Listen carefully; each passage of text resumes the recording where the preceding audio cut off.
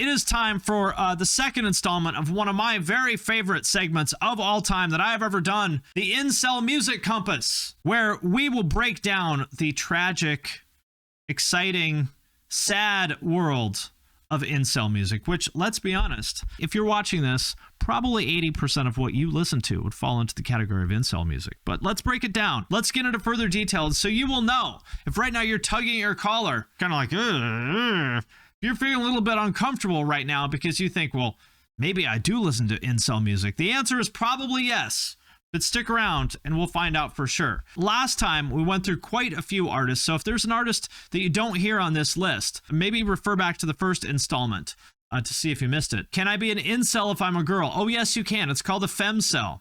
And we have a few femcel selections on this list as well. I'll take some suggestions from the chat, but I wanted to start with a few that we didn't get last time that just seemed like kind of obvious picks. For example, we couldn't possibly talk about incel music without mentioning Gavin Dance. Really quick, before we go any further, have you checked out my Patreon? Patrons get early access to all my main channel videos and my podcasts. I also do giveaways sometimes. For example, I just gave away a pair of these Eargasm earplugs. And if you want me to review your music, there's a way to do that as well. All you gotta do is join at the $10 and up level. Then every month I do a call for submissions. If you want me to review something, all you gotta do is drop it in the comments of that post. Then I will review it live on Twitch and post it on Patreon for everyone to see. So if that sounds cool, hit the link in the description of this video, and I appreciate your support. How could we possibly talk about incel music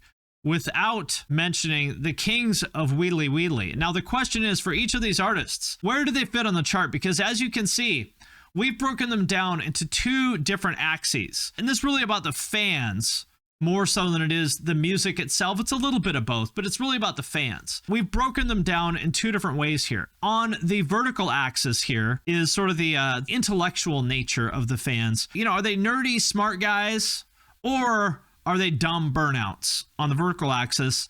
And then on the horizontal axis, we have their emotional character, which is either angry or sad. So for each one of these artists, we'll place them on there. So I think with Gavin Dance, pretty obvious to say that they are on the nerdy side of things, right? Because I don't think anybody ever accused Gavin Dance fans of being anything but nerds. Now, are they angry or are they sad? You know, I would actually say that they're kind of right in the middle.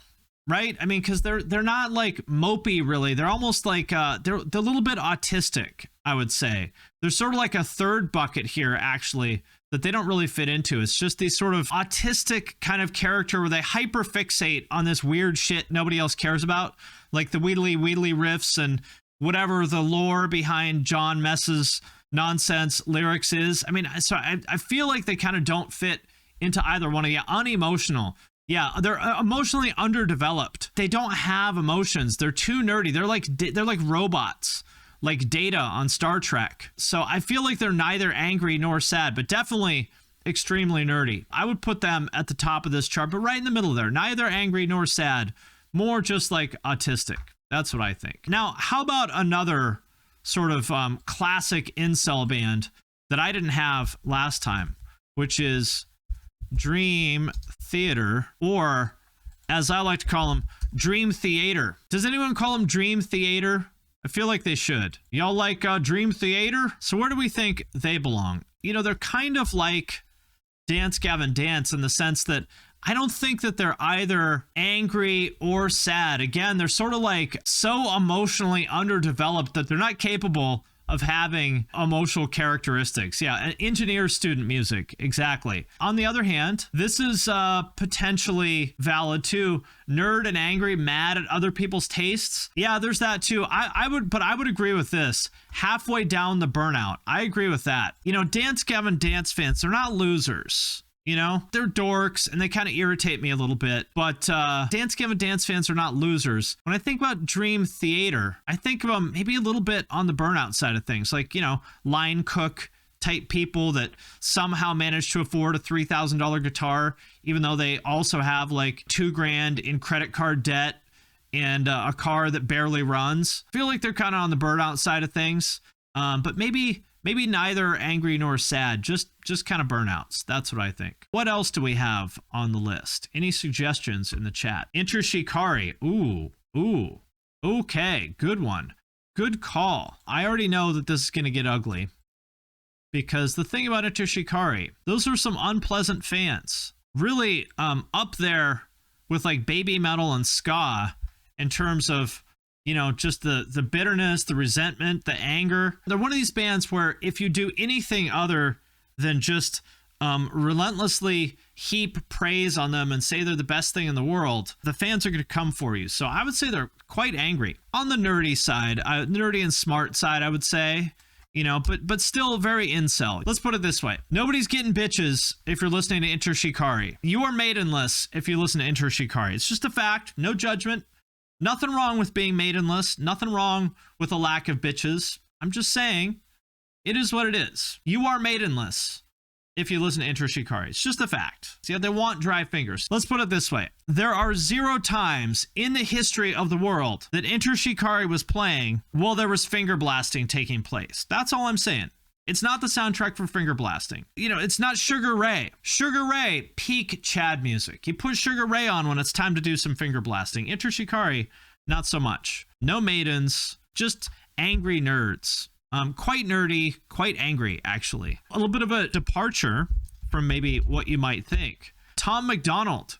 Do you guys know who Tom MacDonald is? Are you familiar with Tom MacDonald? Unfortunately, you're not familiar with Tom MacDonald. Okay, well, we got to listen to some Tom MacDonald really quick. All of Tom MacDonald's songs are about how he's white. And if you can't handle it, that's your problem, you snowflake. Oh, you so bad, white boy. I saw some interview with this guy who essentially like regretted being in the video because he realized that Tom MacDonald was just using him as a way to appear not racist.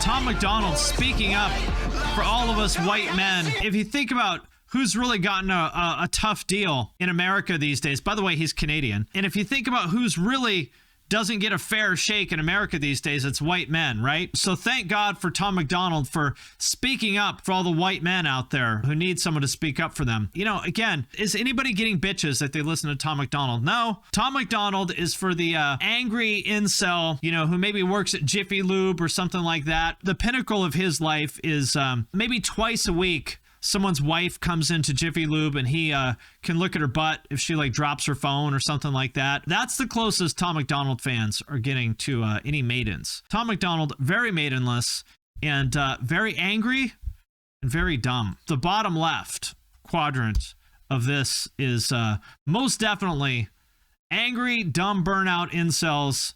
That's the Tom MacDonald fan base. Tom himself may get bitches. He may, but nobody's getting bitches listening to Tom MacDonald. Imagine trying to do some finger blasting listening to Tom. It just wouldn't work, right? It just wouldn't work. Megadeth is another good example of that, but not in the way that you might think. I thought of this as well. Let's see where Megadeth belongs in this list. Now, Megadeth, it's a little bit different, a little bit of a different scenario, because it's not like Megadeth is some sort of like, you know, toxic band like some of these other ones might be. Well, they're kind of toxic. Dave Mustaine is a little bit on the toxic side, like when he went on his rant about Obama being you know, an African Muslim. And if I had to bet, I would put some money on Dave Mustaine being an anti-vaxxer, although I'm going to call him Megadeth, because you guys know how much I like calling the singer of a band by the name of the band. So I want to shake his hand, meet him at the airport sometime, be like, oh my God, I can't believe I'm meeting Megadeth. I'm a huge fan. Honey, come here. Take a picture of me and Megadeth. I'm so excited to meet you, Megadeth. The thing with Megadeth is that the reason they're an incel band is because Megadeth fans are either 15 or 60.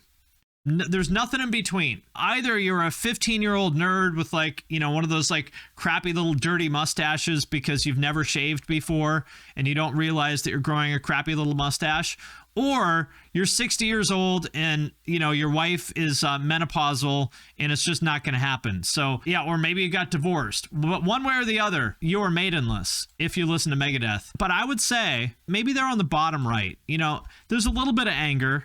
But I think mostly it's just kind of sad. You know, the Megadeth fandom, just kind of sad, kind of burned out, kind of dumb, not too smart. It's just a sad existence. So they're not living, they're just alive. Here's one. I wanted to kind of mix things up a little bit here. How about XXXTentacion? Very, very angry. This is the kind of music for like people who actually hate women, not just like nerds who are unsuccessful with women. This is like for people who actually hate women.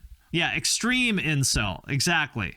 Extreme incel. I would say, you know, maybe definitely angry for sure. Is it more like dumb burnout or more? I would say it's maybe more in the same category as Tom MacDonald. You know, this is like Elliot Rodgers type music because X was in trouble for allegedly beating his girlfriend, who I think she was pregnant at the time, and he got killed before the trial was able to play out. And anytime you mention it, people make apologies for him. They're like, oh, well, he wasn't so bad. You know, he felt really bad. He was changing. Like, okay, great. He was changing, except for the part where he beat his pregnant girlfriend. Okay, got it. Yeah, Chris Brown, exactly. He's like Chris Brown. I mentor all these trap metal kids and recording and shit, and they all love X. I mean, he was super talented. That's for sure, but not a good person. Definitely like some extreme incel vibes. So that's the next one. I just kind of wanted to touch on some of these artists I left out before. I wanted to kind of cover that top right quadrant a little bit more. The sad nerd one. And so I thought maybe a good example of that might be Aphex Twin. Have you guys ever listened to Aphex Twin? If you said yes, I have listened to Aphex Twin, then I feel sorry for you. This is like electronic music for, you know, people who drive Subarus. Electronic music for people who don't like actual dance music. People who are convinced that this is somehow like super revolutionary. It's fine. There's nothing wrong with it. But it's kind of middle of the road. Leasing and Audi music, exactly. Leasing and Audi music. Nothing really that interesting about it, but for some reason, people who like Aphex Twin are convinced that, you know, he's like God's gift to music, the most incredible, talented thing of all time. A lot of incel vibes, but not so much like the angry incel. It's more of like the more of this kind of incel vibe. You guys know this one? I had a vasectomy yesterday, and when I woke up, my wife's boyfriend surprised me with this, with a Switch and a copy of Breath of the Wild. That's kind of the Aphex Twin vibe. It's Bugman music. No other way to put it. Aphex Twin is some old school Bugman music. Very nerdy, but I'd say, you know, they're not angry. Not the most sad people in the world, but kind of up there on that side of things. Along the same lines, maybe a little bit more sad. Radiohead is pretty incel kind of stuff. It's like the darker version of the Aphex Twin kind of vibe. Definitely nerds, but a little bit more sad. But equally maidenless. But yeah, I'd put them, you know, on the nerdy and sad extreme of this map. I think Lori or someone else asked in the chat, well, can I be an incel if I'm a girl? And the answer is yes. Especially if you listen to Lana Del Rey. Classic femcel music, right? For the type of like indie cat moms that are just kind of going nowhere in life, that are like, you know, 32 years old, keep getting a little bit older, you know, just have like one unsuccessful relationship after the other. And you're kind of like, man, you're smart. Like, what, you know, what's wrong with you? Why can't you find and keep a man? And you don't know. It just seems like their relationships never work out. I think because they're just kind of emotionally dead inside. You know, they'd rather just like drink wine and listen to Lana Del Rey, go to the dive bar, then settle down. You know, the indie cat mom, basically, is what I think of Lana Del Rey. So I would put that, that's femcel music. You know, it's sort of like the girl version of Radiohead, maybe. You know, kind of sad, pretty nerdy, somewhere over here. That's where I'd put it. Yeah, Phoebe Bridgers as well. She is super talented as well. Tegan Sarah, yeah. The Dog Mom, close enough. Close enough. This one may rustle some jimmies, but this band is another one of these like very overrated bands that people mention to me a lot. And you know, I don't like the divorced Subaru dad kind of vibe. Clutch. Do you guys know this band, Clutch? Guys with beards fucking love this band. Ugh. Very beardcore. People absolutely love this band. I don't get it. American sports bar local band vibes. This is more of IPA core, for sure. This is like 32-year-old divorced dad, trying to kind of get back into the dating pool sort of thing, not having a lot of luck because he got married too young, put on a little bit of weight, lost his hair, doesn't really have a lot of game. So he's trying to get back into the dating pool, but he's struggling. It's tough. So I think that's kind of the vibe. It's not your classic incel in the sense that he doesn't hate women or anything like that. In fact, he probably likes women quite a bit. Not a creep either. Just kind of like he's having a rough go at life. You know, trying to put on a brave face. When he thinks about his ex-wife, sometimes he cries a little bit. He's trying to make it work. I feel bad for these guys. It's rough. I mean, if you're into Clutch, chances are you're down bad. Doesn't understand women, doesn't try to understand women. Doing his best, but his best is not good enough. Yeah, Joji is another good one. Joji definitely belongs on this list. Joji is femcel music. By the way, my wife thinks that our kid is going to look like Joji because, you know, Joji is half Japanese, and she might be right. Our kid may end up looking like Joji. Would not surprise me. Joji's an interesting one. Speaking of femcels, Joji is very femcel music.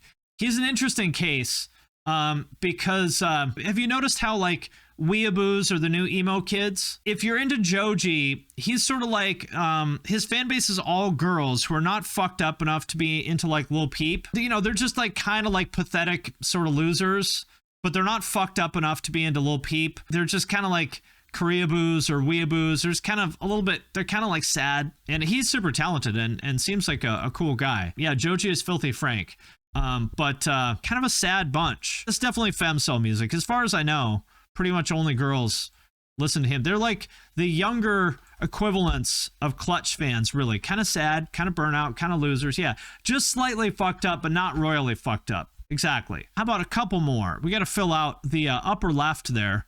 Nerdy and angry. We need a couple more up there. I got one. How about Brand New? Brand New. They've got to go on this list. I can't believe that I left Brand New off this list the first time. Very, very, very incel, especially. I still don't know exactly what Jesse Lacey did. I know that he did some creepy shit, and apparently he admitted to it, I guess. Yet, their fans still love them, including a lot of girls who still simp for this guy, and still guys who seem to simp for him as well. And he seems to have a little bit of that like actual like woman hater kind of vibe, right? So I would say that they fall into this nerdy and angry category. The kind of people that you meet them and you're like, oh, this person seems nice enough, and then you get to know them a little bit better and you're like, ugh, this person's got a little bit of a dark side.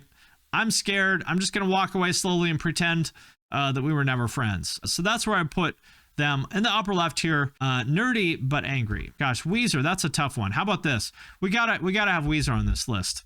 I feel like Weezer, though, it's a tough one. Where do you put Weezer on this list? It's tough because they really kind of cover all the bases. They're almost like the ultimate incel band because their fans are nerds but also losers. You know, they're sad, but at the same time there's a little bit of that, like, you know, actual misogyny. There's a part of them that like really doesn't like women. So I feel like they're really kind of right in the middle. They cover every, yeah, they should be the background of the chart.